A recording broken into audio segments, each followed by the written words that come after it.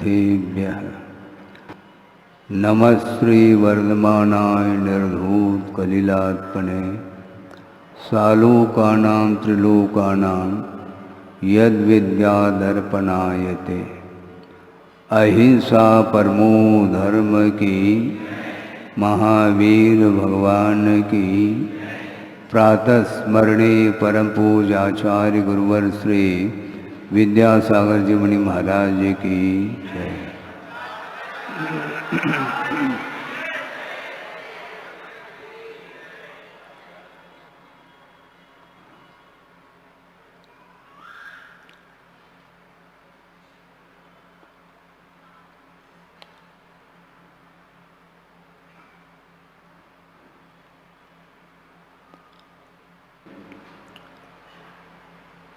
प्रातः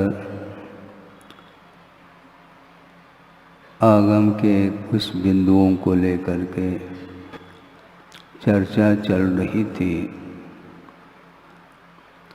कि प्रभु की आराधना हम लोग करते हैं। प्रभु की आराधना के पीछे क्या उद्देश्य होना चाहिए, क्योंकि साधन और उद्देश्य ये दोनों अपना पृथक अस्तित्व रखते हैं। साधन के बिना साध्य की उपलब्धि नहीं होती है, कारण के बिना कार्य का संपादन नहीं होता। इसलिए कारण को हम अपने जीवन में स्थान देते हैं, उसका आलम्बन लिया जाता है। किंतु गुरुदेव का ये बार बार कहना है कि कारण के अनुरूप कार्य हुआ करता है और उद्देश्य के अनुरूप हुआ करता है। पंच परमेष्टि का आलम्बन लेना मात्र पर्याप्त नहीं है। महाराज, पंच परमेष्टि के अलावा भी कुछ और भी साधन हैं? नहीं है। देव शास्त्र गुरु के अलावा अथवा पंच परमेष्टि के अलावा कोई भी संसार अथवा भव समुद्र से पार कराने में कोई साधन नहीं है। ये बिल्कुल सिद्धांत है, किंतु इनका आलम्बन लेने मात्र से कल्याण नहीं होगा। महाराज, आप क्या कहने जा रहे हैं? गर्मी तो नहीं बढ़ी आपको? गर्मी नहीं बढ़ी है, बहुत सावधानी के साथ कह रहा हूँ। और जो गुरुदेव ने कहा है उनके भावों को एज इट इज सामने रखते हुए इस विषय को रखा जा रहा है कि साधन से भी महत्वपूर्ण उद्देश्य हुआ करता है और उद्देश्य के अनुरूप ही कार्य संपादित होता है। कारण विभिन्न प्रकार के भी आप आलम्बन के रूप में ले सकते हैं, किंतु कार्य तो उद्देश्य के अनुरूप ही होता है। क्योंकि विभिन्न पर्यायों में अतीत में कितनी बार देव शास्त्र गुरु का समागम मिला, इसके बारे में कोई भी आपको ज्ञात है? अतीत में कितने बार समागम मिला देव गुरु शास्त्र का? अनगिनत जिसको बोलते हैं। इसके बाद भी वह कार्य संपादित क्यों नहीं हुआ है, यह प्रश्न है। संसार दुःखतः सत्वान यो धरती उत्तमे सुखे सधर्म, ऐसा कहा है। संसारी प्राणी को गर्त से ऊपर उठा करके उत्तम सुख का अर्थ मोक्ष सुख में जो स्थापित करता है उसका नाम धर्म कहा है। और इस प्रकार वीतराग धर्म का समागम हमें अतीत में अनंत बार जीवन में हुआ है समागम, इसके उपरांत वह कार्य अभी तक संपादित क्यों नहीं हुआ है? क्योंकि संसार रूपी गर्त से मोक्ष सुख में स्थापित कराने वाला धर्म माना जाता है। ये धर्म का स्वरूप, इसका विश्लेषण आचार्यों ने किया है और उसके स्वरूप को समझते हुए भी, जानते हुए भी अभी इसी धरती पर हम घूम रहे हैं। इसका कारण क्या है? इसका कारण एक ही है कि उद्देश्य, उद्देश्य के अनुरूप ही कार्य होता है। उद्देश्य कुछ भिन्न रखते हैं और साधन सामग्री हम बहुत अच्छे उसका आलम्बन लेकर के चलते हैं और आलम्बन लेते समय वह सारा का सारा दृश्य, वह सारी क्रियाएं एक दूसरे को देखने को मिलती हैं। इसके उपरांत भी भीतर का जो उद्देश्य है वह किसी को ज्ञात नहीं रहता, वह बहुत गहराई में रहता है। उसका संवेदन वह स्वयं कर सकता है कि आखिर मैं देवगुरु शास्त्र की उपासना करने जा रहा हूँ, इसका एम अर्थात लक्ष्य क्या है, उसको स्वयं को ज्ञात है, दूसरे को ज्ञात नहीं हो सकता। एक व्यक्ति वह है जो धार्मिक अनुष्ठान कर रहा है भय के वशभूत होकर के। आप सुने, ध्यान से सुनेंगे। एक व्यक्ति वह है जो धार्मिक अनुष्ठान कर रहा है किंतु भय के वशभूत होकर के कर रहा है, और एक व्यक्ति वह है जो धार्मिक अनुष्ठान प्रलोभन के वशभूत होकर के कर रहा है। इसलिए यह धार्मिक अनुष्ठान आपको ऊंचाई तक पहुंचाने में कारण सिद्ध नहीं होता। भय के कारण भगवान क्या कहेंगे?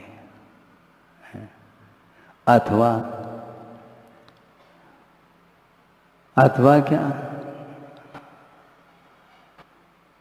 जीवन भर हमने पाप किया, अब क्या होगा? एक भय बैठा हुआ है, इसलिए वह आलम्बन ले रहा है। और एक व्यक्ति प्रलोभन के कारण ले रहा है। छोटा सा लड़का है, उसे ज्ञात नहीं है मंदिर क्यों जाना होता है, भगवान के दर्शन क्यों किए जाते हैं, दर्शन का अर्थ क्या है, मात्र देखने का नाम दर्शन है, कुछ और है। ये सारा सारा विषय उसके परिचय में नहीं है बालक के लिए, फिर भी प्रलोभन के वशभूत होकर के जा रहा है। और परिवार के लोग बोलते हैं मंदिर जा बेटा, बार बार कहने से जाना पड़ता है। यदि नहीं जाता है तो फिर मिलेगा नहीं तुझे क्या टॉपी है, मिठाई नहीं मिलेगी। और मिठाई के प्रलोभन में आकर के वह मंदिर जा रहा है, तो वह जाने का उद्देश्य क्या है? उसका मिठाई को प्राप्त करना उसका उद्देश्य है, लक्ष्य है। इसके उपरांत भी माता पिता इसलिए भेजते हैं कि प्रलोभन के साथ सही वहाँ पर जा कर के उस परिसर में जाएगा तो वहाँ का जो वातावरण है, वहाँ का जो आभा मंडल है, वह उसको प्रभावित कर सकता है, क्योंकि उपादान उसके अंदर है। वह बालक है, वह नहीं जान पाता अपना स्वरूप क्या है, परमात्मा का क्या स्वरूप है, पंच परमिष्टि का क्या स्वरूप है, भगवान का क्या स्वरूप है, संसार का क्या स्वरूप है, पुण्य और पाप का क्या मायना है, ये कोई भी उसे ज्ञात नहीं है। और केवल एक ही लक्ष्य है उसका, मुझे मिठाई मिलेगी इसलिए जाना ठीक है, वो जा रहा है। इसको बोलते हैं उद्देश्य। और एक भयभीत होकर के जा रहा है। दोनों के उद्देश्य भिन्न हैं, किंतु जो व्यक्ति कर्म निर्विरा के उद्देश्य, कर्म क्षय के उद्देश्य जो धार्मिक क्रियाएं करता है, उसके लिए ज़्यादा दिन तक करने की, ज़्यादा देर तक करने की आवश्यकता नहीं पड़ती है, क्योंकि वह भीगा हुआ है वो। हाँ, मैं प्रातः वही चर्चा कर रहा था बहनों के बीच में। गुरुदेव का कहना आशय ये रहता हमेशा, भीग करके धर्म की आराधना करो। महाराज जी, भीगना क्या वस्तु, क्या मानसून आता है क्या? मानसून नहीं आता, वो भीतर के परिणाम भीगे हुए सामने आ जाते हैं। यानी संवेदन के साथ, औपचारिकता नहीं, उसमें फॉर्मेलिटी नहीं, किंतु वह एक संवेदन के साथ वह धार्मिक अनुष्ठान करता है, बड़ा समर्पण भाव लेकर के करता है वो, और श्रद्धान और समर्पण के साथ किया हुआ जो कार्य है वह अपने उद्देश्य को पूर्ण करने में सक्षम सिद्ध होता है।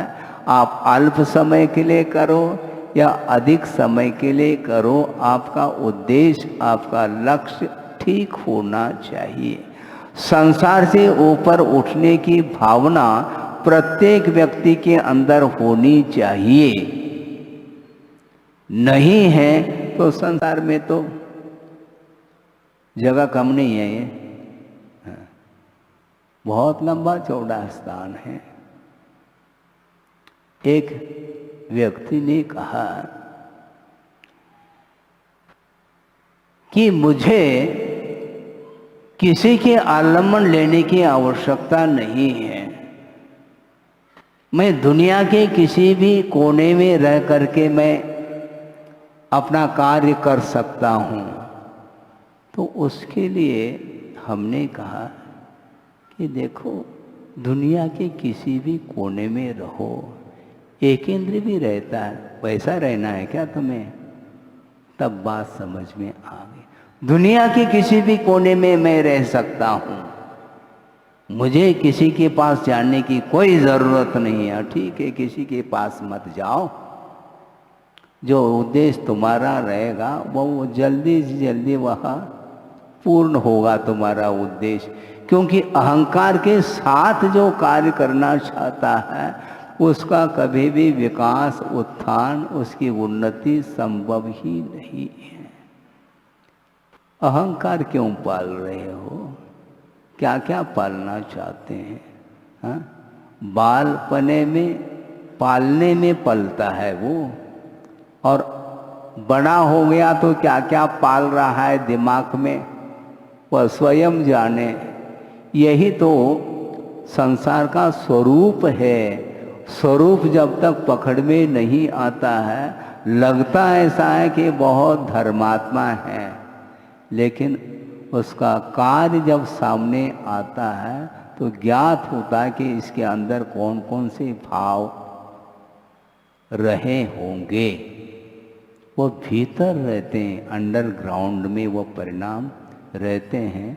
आप कितने भी प्रयास कर लो, वचनों के माध्यम से सफाई देने का प्रयास कर लो। सफाई का अर्थ क्या होता है? क्या होता है सफाई का अर्थ? है नहीं, वो नहीं, व्यक्ति अपनी सफाई दे रहा है, जैसा कर रहा है उसको वैसा प्रदर्शित नहीं करना चाहता, सफाई दे रहा। तो सफाई मत दो, कालांतर में वह समझ में आ जाएगा भीतर क्या मामला है, भीतर क्या भरा हुआ है, वह बहुत जल्दी वह बाहर आएगा। भीतर कहाँ तक रह सकता है वो? संसारी प्राणी कहता कुछ है और करता कुछ है, और कुछ सोचता कुछ भिन्न ही है। इसीलिए अपने उद्देश्य तक वह पहुंच ही नहीं पाता। यही तो उद्देश्य है। देव गुरु शास्त्र की उपासना करते हुए भी हम वहाँ तक पहुँच नहीं पा रहे हैं जहाँ तक पहुँचना चाहिए। इसका अर्थ है परिणाम हमारे भीतर बहुत कलुषित परिणाम है। आलम्बन लिया है पंच परमेष्टि का, इसके बाद भी वह कार्य क्यों नहीं हो रहा है? पुण्यस्य फलमिच्छन्ति, नीति वाक्य, पुण्यस्य फलमिच्छन्ति पुण्यम नेच्छन्ति मानवाः। पुण्यस्य फलम इच्छन्ति पुण्यम नेच्छन्ति मानवा, फलम नेच्छन्ति पापस्य पापम कुर्वन्ति यत्नतः। अब सोचो, विचार करो, ये विडंबना है। संसारी प्राणी पुण्य चाहता है, क्या पुण्य का फल चाहता है? संसारी प्राणी पुण्य का फल चाहता है, पुण्य करना नहीं चाहता। और संसारी प्राणी पाप का फल नहीं चाहता, किंतु पाप करना छोड़ता नहीं है। यह विडंबना है। पाप करना छोड़ो। दुख से तो डर रहा है प्रतिपल, किंतु जो दुख की सामग्री है वह हाथ में ले रखा है, उसको छोड़ो। नहीं, हम नहीं छोड़ सकते, बैठे रहो।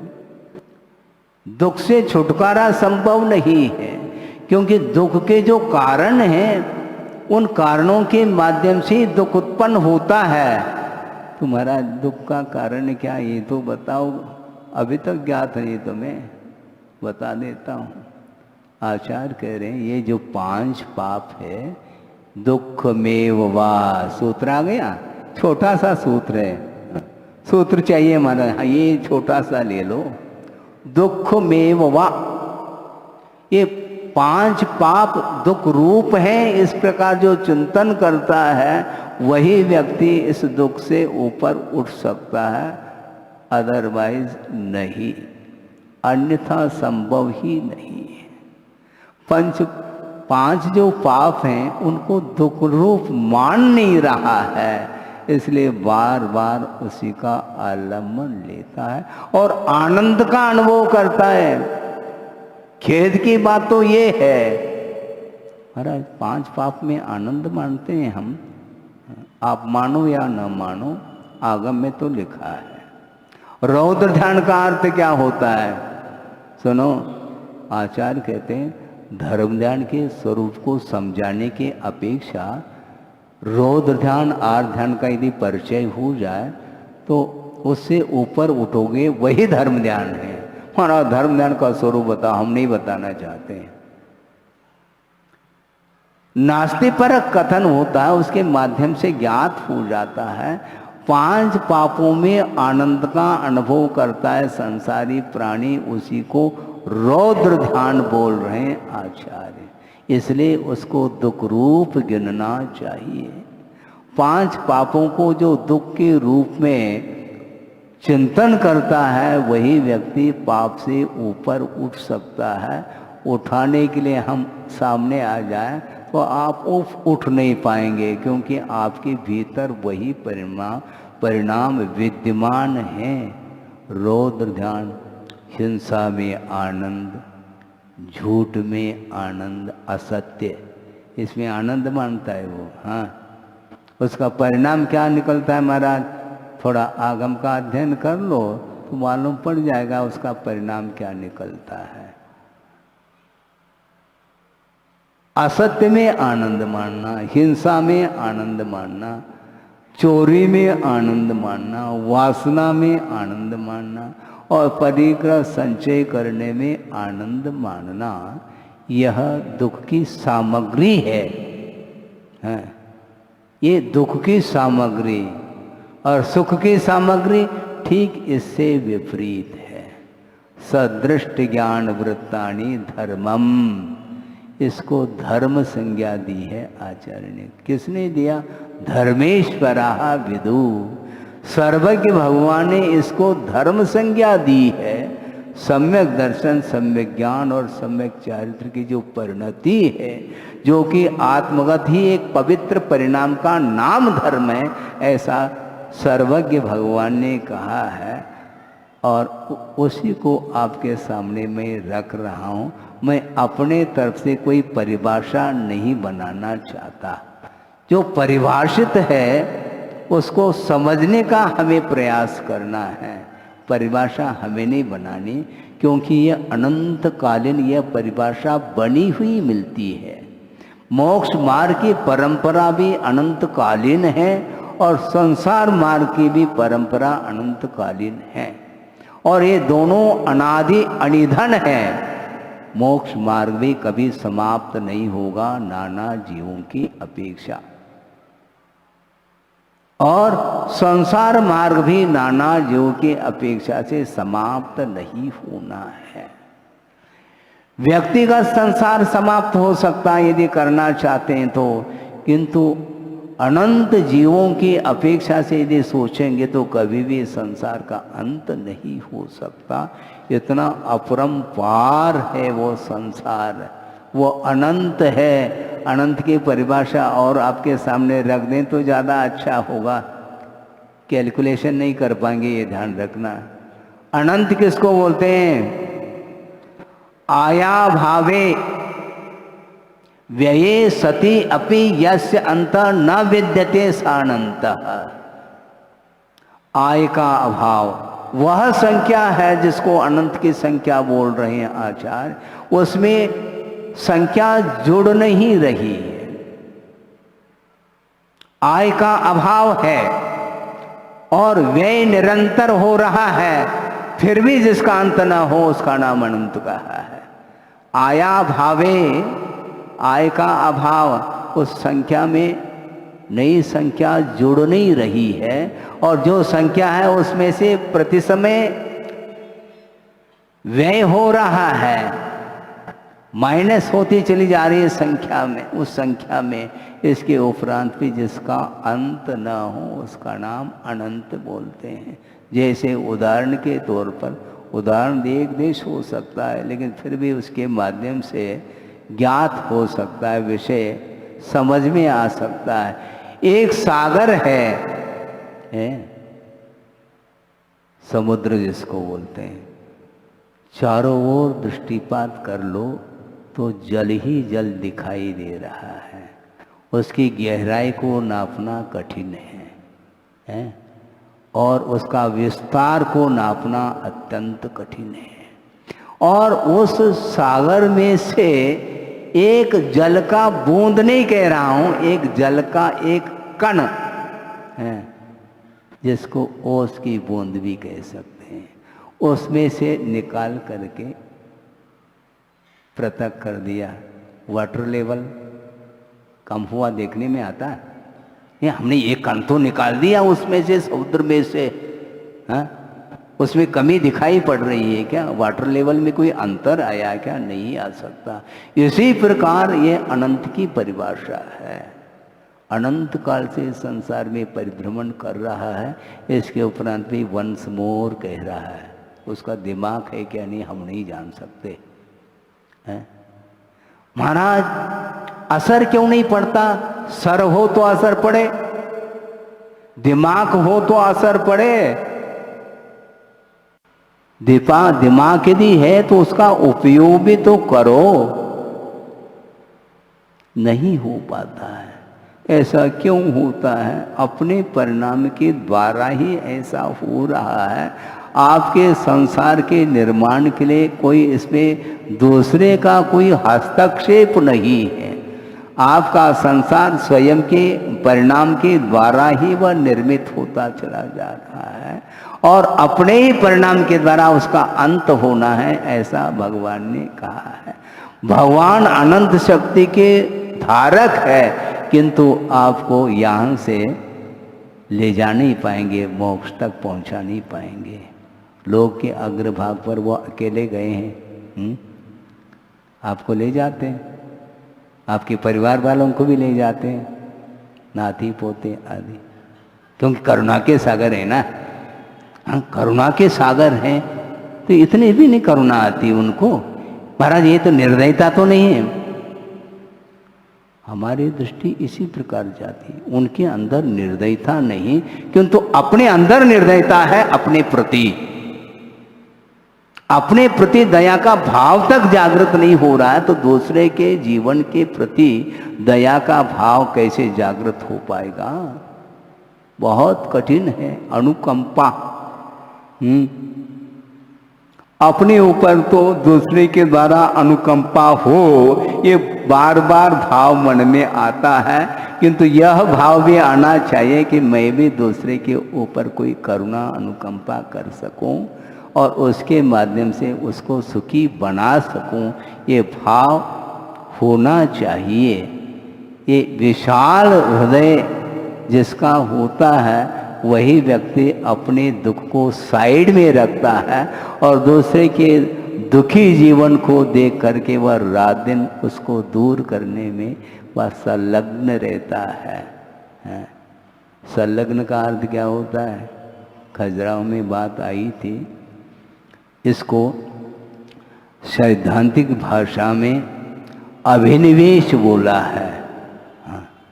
अभिनिवेश का अर्थ संलग्नता और विपरीत अभिनिवेश का अर्थ विपरीत कार्यों में संलग्नता रखना, ये विपरीत अभिनिवेश माना जाता है, जो कि मिथ्यात्व कर्म के उदय से ही ऐसे परिणाम होते हैं। इसलिए करुणा करके समझाने के लिए चले जाए तब भी वह बात समझ में नहीं आती, क्योंकि अन्यत्र संलग्नता है।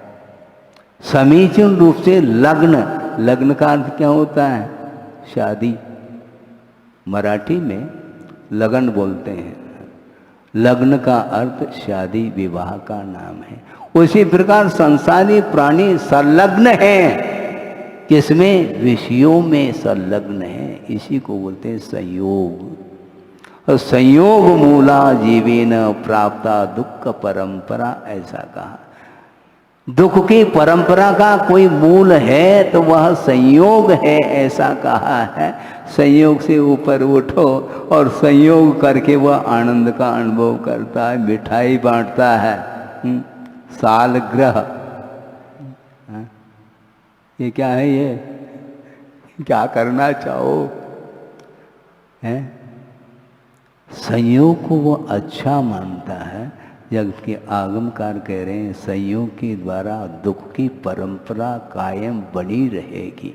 दुख से आप ऊपर उठना चाहो तो संयोग से ऊपर उठना है हमें। किसके साथ संयोग रखे महाराज? जिसके साथ अभी तक रखा है उसके साथ न रखो, जिसके साथ नहीं रखा है उसके साथ रखने का पुरुषार्थ करो। पंच परमेष्टि का समागम हमें भव भव में मिलता रहे और उसके माध्यम से ही संसार का अंत हम कर पाएंगे, क्योंकि संसार ही संयोग के लिए कारण है। और ये पंच परमेष्टि का समागम संयोग को विच्छेद करने के लिए कारण है, ऐसा कहा है। आपको क्या इष्ट है, क्या अभिष्ट है आपके पास? आप करना क्या चाहते हैं महाराज? हम बार बार आप ऊपर बैठ करके हमारी बात करते हैं। नहीं करता हूँ। यदि आप चाहते हैं तो करूँ, नहीं तो कोई आवश्यकता नहीं। हम अपने बारे में सोच लेंगे, क्योंकि आचार्यों ने कहा है कि वस्तुतः दूसरे का कल्याण जो हम करेंगे निमित्त के अपेक्षा से, उसमें भी शक्य जितना है उतना ही किया जा सकता है। जम शक्य ही परहिदमपि कादव्यम, जितना शक्य है उतना ही दूसरी का हित किया जा सकता है, अशक्य के रूप में संभव ही नहीं। इसलिए आद हिदम कादव्यम, आत्महित कर लेना चाहिए। और जम शक्य ही परहिदमपि कादव्यम का, यदि शक्य है तो दूसरे के कल्याण करने के लिए भी थोड़ा पुरुषार्थ करना चाहिए। हाँ, किंतु मात्र वही कार्य कर रहा है, स्वयं की ओर दृष्टि नहीं रख रहा है। इस प्रकार करने से उद्धार स्वयं का नहीं हो सकता। इसलिए हमारा संक्षेप में इतना ही कहना है क्या क्या कहा जा रहा है, विषय क्या चल रहा है, सोचो विचार करो। संसारी प्राणी पुण्य का फल तो चाहता है, दोनों हाथ से लड्डू खाना चाहता है, किंतु पुण्य करना नहीं चाहता। समस्या ये खड़ी है, बहुत बड़ी समस्या है। और पाप का फल नहीं चाहता है, किंतु पाप करना छोड़ता नहीं है, यह विडंबना है। पाप से डर, अरे पाप से क्यों डरते हो? नहीं, पाप के फल से डर। तो पाप का फल मिलता क्यों? पाप करने से मिलता है ना, तो पाप करना छोड़ो ना। ये नहीं हो सकता महाराज हमसे, हम क्षमा चाहते हैं। तुम क्षमा चाहो या नहीं चाहो, हाँ, पाप रूपी गर्त से ऊपर उठना चाहते हो तो पाप का स्वरूप आपको ज्ञात कर लेना चाहिए, क्योंकि वह पाप दुख रूप है। ऐसा कहा, क्योंकि दुख को उत्पन्न कराने में ही कारण होता है, वह पाप माना जाता है। इसलिए ऐसे वचनों का प्रयोग करो, ऐसे वचनों का प्रयोग करो जिन वचनों के माध्यम से हिंसा का समर्थन न हो। हाँ, मुख है इसलिए बोलते चले जा रहे हैं, किंतु उन वचनों के माध्यम से यदि दूसरे का अहित हो रहा है, यदि वो आपके वचन दूसरे के पतन के लिए कारण है, उस प्रकार के वचनों का बोलना हमारे लिए कोई हितकर नहीं है। मौन रहना फिर भी उपयुक्त समझता हूँ, किंतु बोलना यदि है पड़े तो हित मित निष्ठ वचनों का प्रयोग करो। दूसरे के प्रति अनुकंपा, दया, करुणा, हित की भावना को लेकर के यदि आप वचनों का प्रयोग करते हैं, उसके माध्यम से दूसरे का हित हो अथवा न हो, स्वयं का तो हित निश्चित है, ऐसा कहा है। इसलिए प्रतिभा मंडल की बहनें बैठी हैं, उनको जो भी ज्ञान प्राप्त हुआ है, कहाँ से प्राप्त हुआ है, स्रोत कहाँ से है, देखो, इस तरफ देख लो, थोड़ा सा समझ में आ जाएगा। गुरुदेव के द्वारा उनको सम्यक ज्ञान प्राप्त हुआ है, संसार का बोध उन्हें प्राप्त हुआ है, लौकिक शिक्षण तो उन्होंने पाया है, किंतु परमार्थ संबंधी जो भी ज्ञान उनको मिला है तो गुरुदेव के माध्यम से मिला है। इसलिए उस ज्ञान का प्रयोग, उस ज्ञान रूपी अमृत का प्रयोग दूसरे को पिलाने के लिए निरंतर पुरुषार्थरत हैं। ये देखो, ये परंपरा, ये सुख की परंपरा है, दुख की नहीं। क्योंकि 5 इंद्रियों के माध्यम से उत्पन्न होने वाला जो परिणाम है वह पाप रूप परिणाम है, वह दुख की परंपरा के लिए कारण है।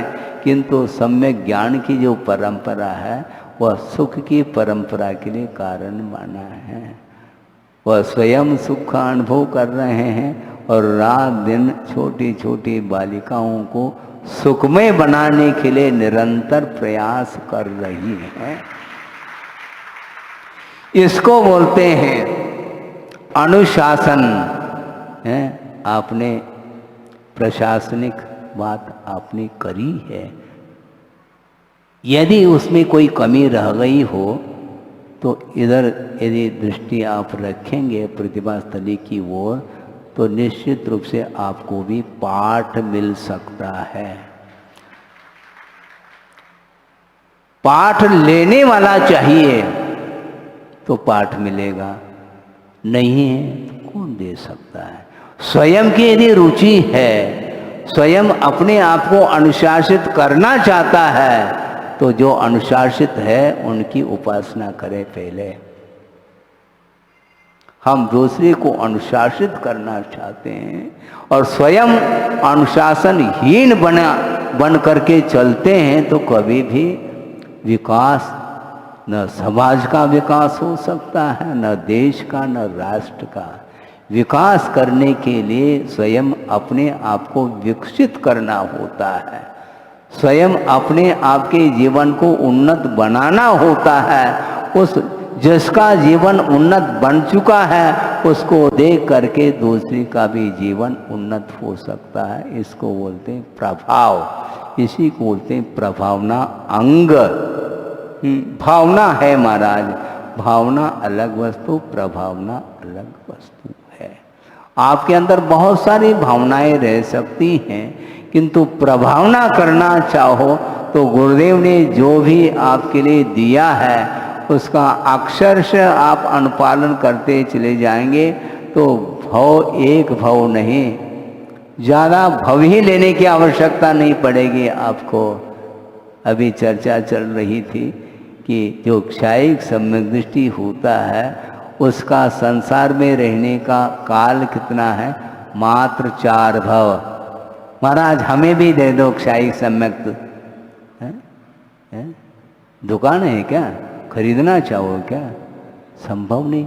बाजार में बहुत सारी वस्तुओं को आप खरीद लेते हैं धन के माध्यम से, किंतु यहाँ पर खरीदने की वस्तु नहीं, वह प्राप्त करने की वस्तु, किंतु बाहर प्राप्त नहीं किया जा सकता, भीतर आना पड़ेगा। श्रद्धा का ऐसा परिणाम है जो कि वह क्षायिक के रूप में परिवर्तित हो जाता है, उसमें डामाडोल स्थिति नहीं रहती, एकदम स्थिर हो जाता है, अकंपा, वह कंपायमान नहीं हो सकता, किसी भी परिस्थिति में वह सम्यक दर्शन छूट नहीं सकता। अद्भुत है वह परिणाम। वह क्षायिक सम्यक दर्शन परिणाम प्राप्त करते समय कौन से परिणाम होते होंगे वह हमारे बुद्धि का विषय नहीं, किंतु आगम के ऊपर श्रद्धान करके वहाँ तक पहुँचने का पुरुषार्थ वही व्यक्ति कर सकता है जो आगम के अनुरूप श्रद्धान करता है, और आगम के अनुरूप ही वह अपने शक्ति के अनुरूप वह चलना प्रारंभ करता है, तो निश्चित रूप से उसका विकास अनिवार्य रूप से होगा। इसलिए बहुत करने के लिए विषय है, एक दिन में घंटे भर में उसको कह दें वह रामायण समाप्त नहीं हो सकता।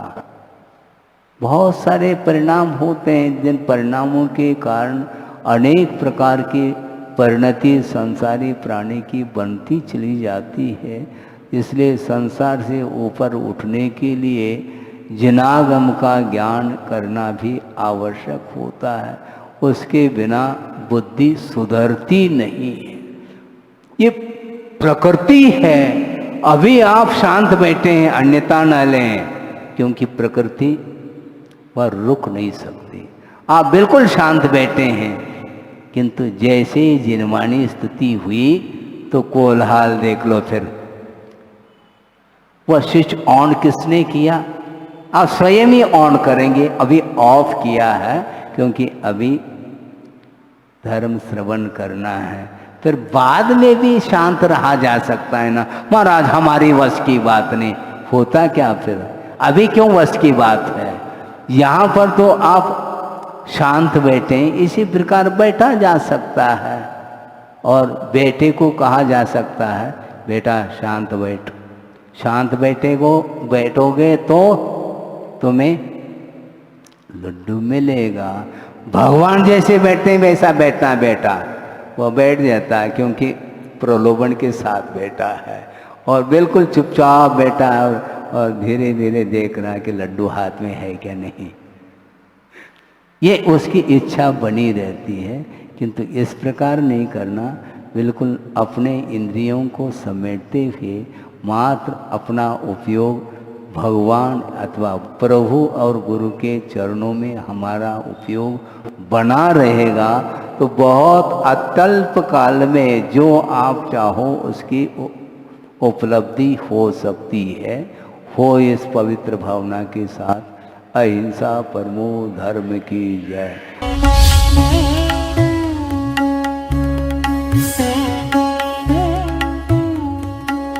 राष्ट्रीय राजधानी दिल्ली से 140